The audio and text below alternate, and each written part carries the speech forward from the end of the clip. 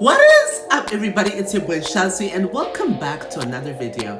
Thank you for joining me yet again, and thank you so much for your continued support. If you're new to this channel and you're clicking on me for the very first time, please be sure to like, comment, and subscribe, and also turn on that post notification button so that you get notified every time I upload a new video. So, without further ado, let's get straight into today's content. Okay, let's do it. Shout out to Denzel Dion. So, as you can tell by the title of today's video, in the theme of Halloween, today I'm going to be reviewing the best and worst Harry Potter movie. Okay, I love Harry Potter. Been a fan of it pretty much since I discovered what Harry Potter was. As many other people throughout the world, Harry Potter has been a part of their childhood, and it certainly has been a part of mine. The first book came out in 1997, with Philosopher's Stone. And since then, what started off as literally J.K. Rowling was on a train that was delayed from Manchester to London's King Cross. And so while she was delayed, when that train bored out of her mind, all the ideas started coming into her head, and then literally, as soon as the train finally got to London, she had already come up with the idea for like all the books and how she wanted to set it up and stuff like that. And so that was in 1990, and so that's why actually the Harry Potter films are based in the 90s, and that carries over to the films as well, because she wrote the books in the 90s, of course, and that's why Harry Potter takes place from 1991 to 1997 or 8. Because I think 1991 was the year when they started at Hogwarts, right? And then you would have 2, 3, 4, 5, 6, 7. I think 1997 or 1998 would be when they would have finished school, between those two. Anyway, so I love Harry Potter. Harry Potter has turned into this billion-dollar project that came from J.K. Rowling, and thank you, J.K. Rowling, for creating this incredible world, this wizarding world that we have grown to love, that has become like, books, which are like the best-selling film series. They've sold 500 million copies, right?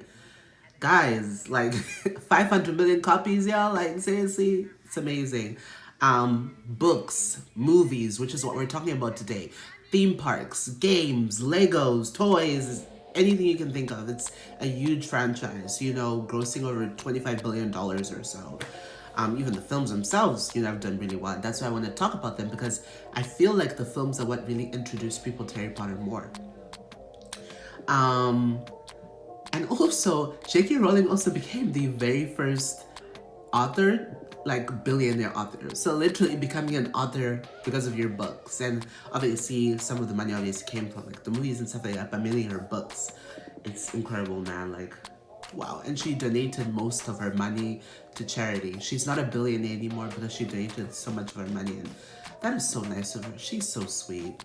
So sweet. I've watched interviews of her, and it's amazing to hear her story, how she came from someone who was basically, you'd call poor, like working class poor. She was living off of government benefits, and it literally took this little girl liking the Harry Potter manuscript, and that started it all. Thank God that little girl loved the book, because had she not, then her dad was the person who was gonna publish the book for her. Well, he probably wouldn't. So, without further ado, let's rank these movies. Okay, so there are 8 movies, and how this is gonna work is that I'm gonna rank them in ascending order. So I'm gonna start with the worst movie, or rather, my least favorite movie. Because don't get me wrong, all the movies are brilliant. And making this list was so hard for me. Like, you have no idea, because I love all these movies. I watch them all the freaking time. And I have friends who've watched them so many times, and it's quite likely that some of you have probably watched them a lot too. I started off like watching Harry Potter movies like later, because obviously when the first Harry Potter movie came out, I was only 3, because it came out in 2001, and the first book came out in 1997, and I wasn't even born yet. I was only born when Chamber of Secrets came out the following year. So yeah, I literally grew up with this. It's like with me. Um, so let's begin. So I'm gonna name a movie, going in ascending order, starting from 8, which is my least favorite, to 1, which is my favorite, and basically giving you reasons as to why I put these movies there. And hopefully, for those of you who aren't into Harry Potter, I've never watched the films, I highly, highly encourage you to like watch these films, even if you don't want to read the books. Watch the films. Or if you don't want to watch the films, read the books. It depends. Are you a bookworm or are you a screen worm? I don't know what a movie fanatic person is. I don't know. My brother, who's probably watching this, Munya, he loves movies. He watches movies like thousands of times a day or whatever. Like, he knows. Anyway, so let's begin, shall we? Let's go into the ranking. Okay. So, número 8, okay? And number 8. My least favorite Harry Potter movie is, without a doubt, and I know that sounds mean, it's Order of the Phoenix, which is the 5th Harry Potter movie / 5th Harry Potter book. So, Harry Potter and the Order of the Phoenix came out in 2007, and even before I had read the book, because I watched all the movies before I even started reading the books, and I haven't read all of the books yet. I've only read Goblet of Fire going forward.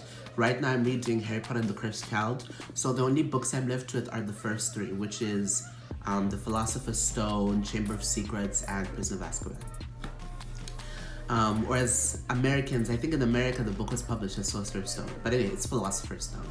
Anyway, so Order of the Phoenix, I put it as my least favorite film. And the reason why I put it as my least favorite film was even before I read the book, and like when I watched the movie, I still felt the same way.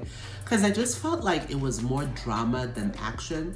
Because what I've always appreciated about the Harry Potter movies was that the directors always did, they always found a great way of balancing the action and the drama to create this epic adventure.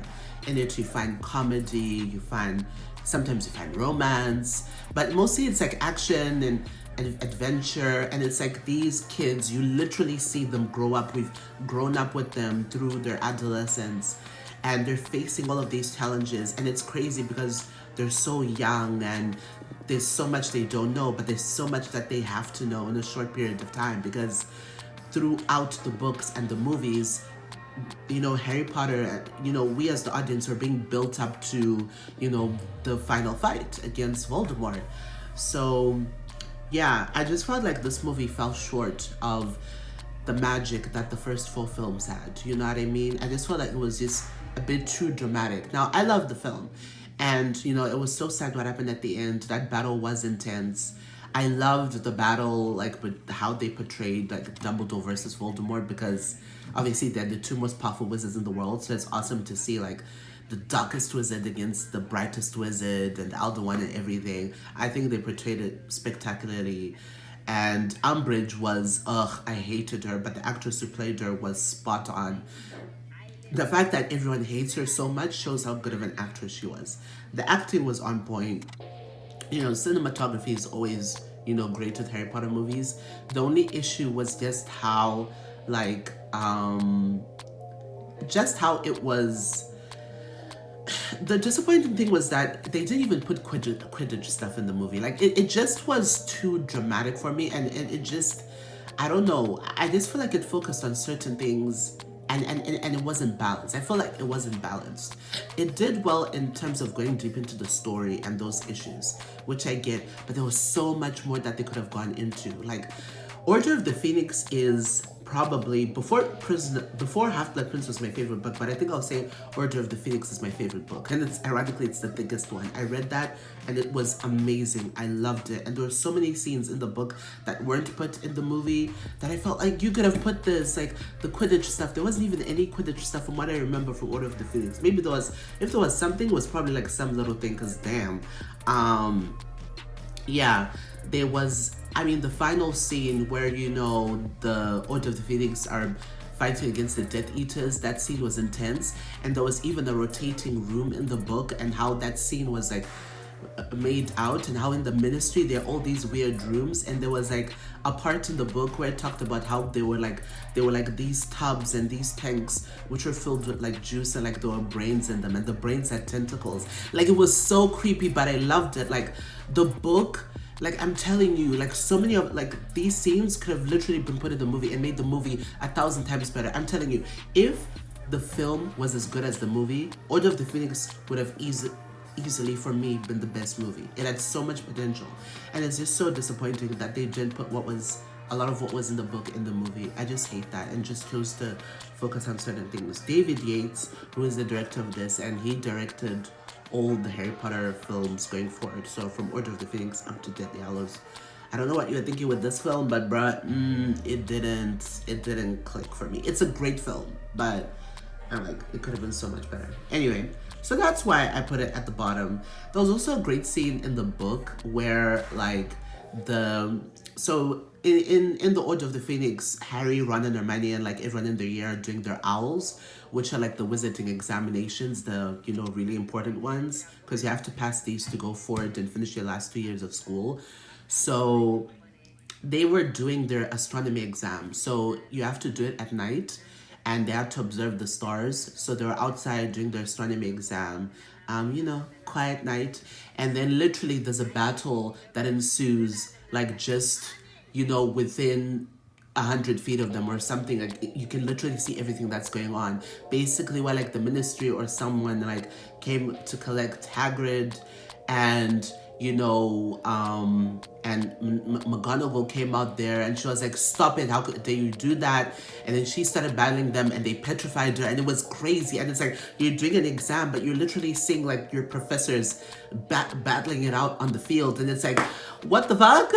I wish they had put that in the movie. That would have been such a good scene too. That movie needs to be redone. No. Anyway, I could talk all day about this, but you guys have things to do, and I really appreciate that you guys are watching this with me. Let's move on to movie number 7. So the next one, as some of you may have guessed, would be Harry Potter and the Half-Blood Prince. This film came out 2009, or the Phoenix came out 2007. I was like 9 at the time, or 10. Damn, I don't even know. I was 9. I remember. So Half-Blood Prince, which is the 6th film / 6th book, came out in 2009. I was 11 at the time. I also love this film. This film was really cool in that it was super dark. I think this is the darkest Harry Potter film. Not necessarily dark as in it was scariest, whatever, but it was just interesting. The lighting in the film was different. It was just dark. You could tell like things are super serious. Voldemort is really ganging up on these guys and taking over the world and stuff. It was just a really different theme, and just very different from the rest of the films. And you could, at the end of Order of the Phoenix, you could sense that the film was going sort of in that direction. Like from now on, Voldemort is back. It's officially on, and the trio better watch out for themselves. So yeah, it was really interesting. Yeah, I liked the movie. It had a good bit of action in there. It was cool to see the Quidditch going on. It was cool to see that Harry was the Quidditch captain. Not really much more to say. I haven't watched this film in a bit, but yeah. I mean, I don't want to like review the whole film. That's not what this video is about. It's just me ranking the movie and why I put it there. But at the same time, kind of like Order of the Phoenix, I felt that not necessarily that the movie fell short, but it's just more of like, I just would have wanted, would I say a bit more action though? Because it had quite a lot of action too. It was a really good film. As I've said before, all these films are spectacular. They're really good. This is just more like, which one would I watch more than the other one? Like if I had to pick between this film and this film, whatever, this is the ranking I would put. As you can tell, this was like hard for me to put together, but yeah. So Half-Blood Prince, I put you at number 7, but you are like my favorite Harry Potter book. I love you. The book is amazing, as well as Order of the Phoenix. So that's the bottom 2. So at number 6, numero 6, is Deathly Hallows Part 1. which is basically half of the last book, right? This film came out in 2010. So I was 12 at the time. I'm saying my age because I want you guys to like know that I literally grew up with this. You know, just saying. Um, so Deathly Hallows Part 1 was a great film. It was a great film. And what I loved about it was the fact that it was different in terms of the sense that while it's crazy, they're not in school, they can't go back to school because it's too dangerous for them to go there. The Death Eaters and Voldemort have taken over Hogwarts, so it's too dangerous, they can't go there, and they have to find these Horcruxes.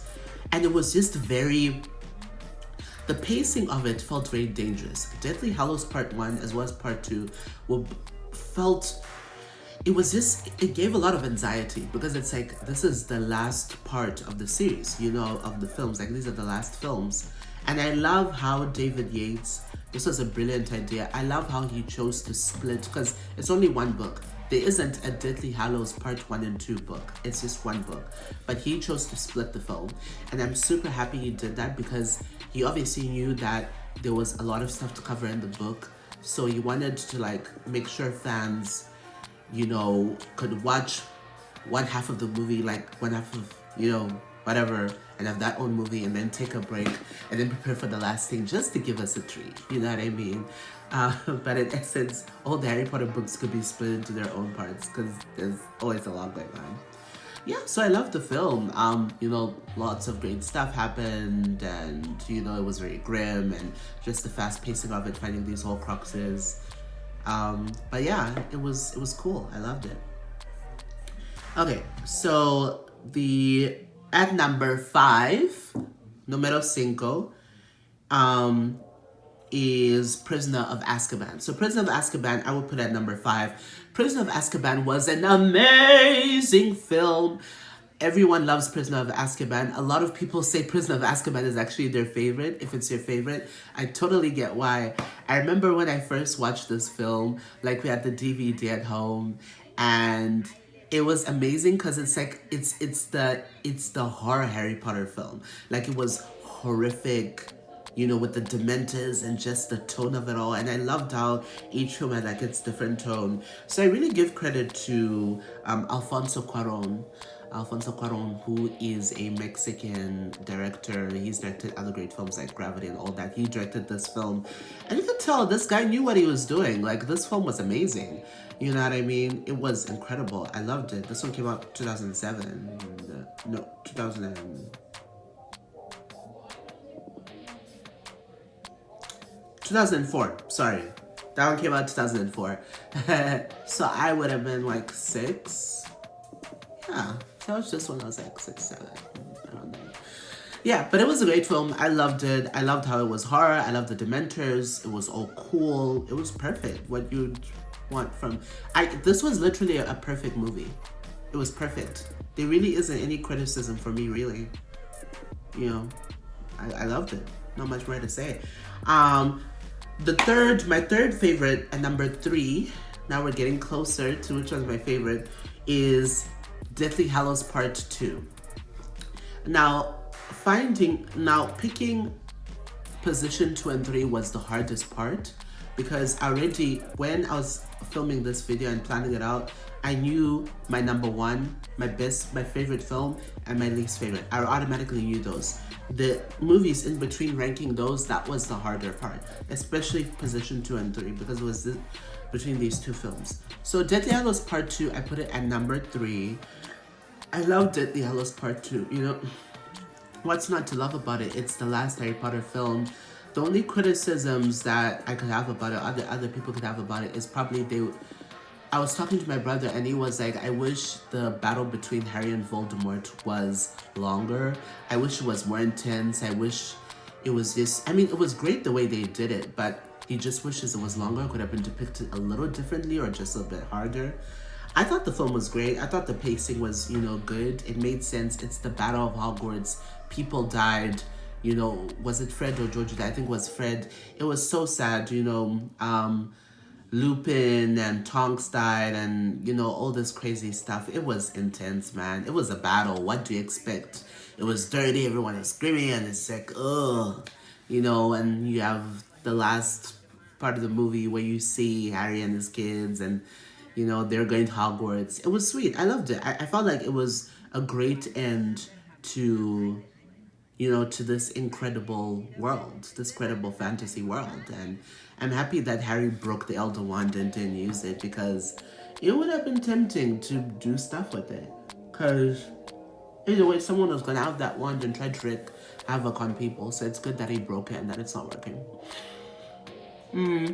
Yeah. That came out 2011. I was 13. The last Harry Potter movie came out when I was 13. Damn. When I just became a teenager. That's crazy.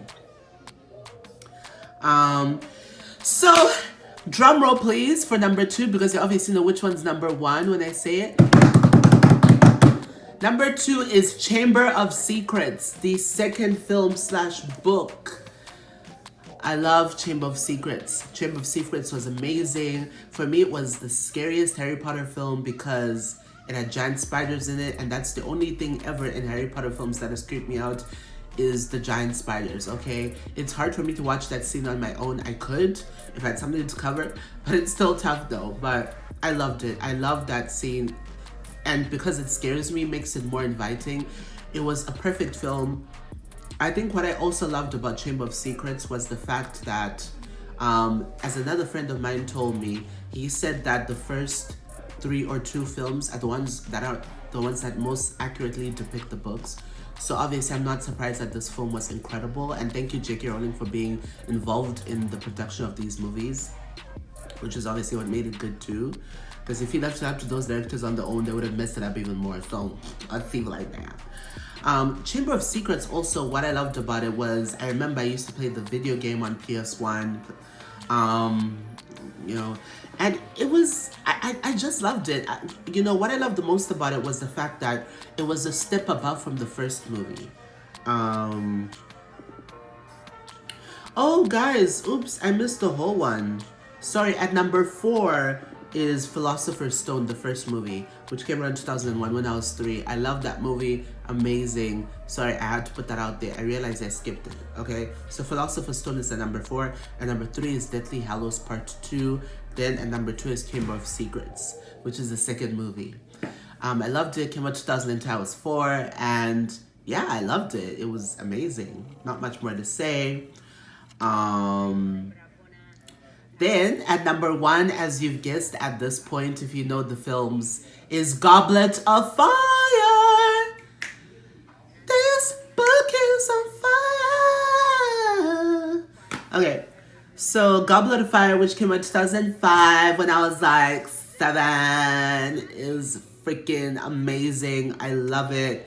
It's my favorite Harry Potter film for a few reasons, a number of reasons. First one being that it's the only Harry Potter film I ever watched in the cinema. I don't know why I never watched other Harry Potter films in the cinema, maybe because I was really young or it just didn't work out. But it's the only Harry Potter film I watched in the cinema when it came out. And I actually remember the day when it happened. I remember walking up the stairs to the cinema and the poster was there. And this was like the most excited I'd ever been in terms of watching a movie, because the trailer looks so good. The other reason why I liked it was I liked the long hair look on all of them, on like Harry and Ron, and like Harry, like it looks so cool. I think the look was like really nice. I loved how this movie had so much action in it. I love seeing other wizarding schools, you know, that concept. The book was obviously amazing. It was amazing, man. It was perfect. It's my favorite Harry Potter film, and I'll always love and watch it. I just love the concept of like competition between different schools and what they had to do, and him facing Voldemort at the end. I just felt that it was really a perfect balance of just drama and, you know, suspension and you know, the action, and it was perfect. It's my favorite one. I could watch it over and over and over again. In fact, I might watch it today because it's freaking amazing. Anyway, guys, thank you so much for joining me yet again. I love you guys so much. I might post a video tomorrow or not, we'll see. But otherwise, I love you guys. Mwah.